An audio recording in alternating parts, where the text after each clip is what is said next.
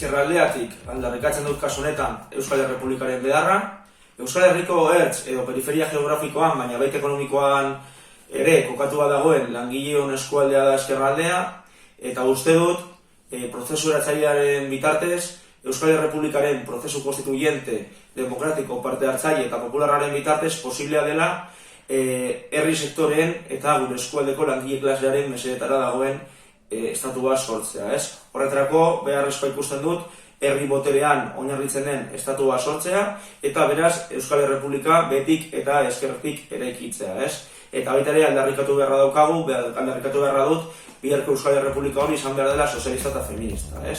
Zaintza erdigunean kokatuko lukeen ekonomia antikapitalista oinarritua. Everybody jumping out of their mind.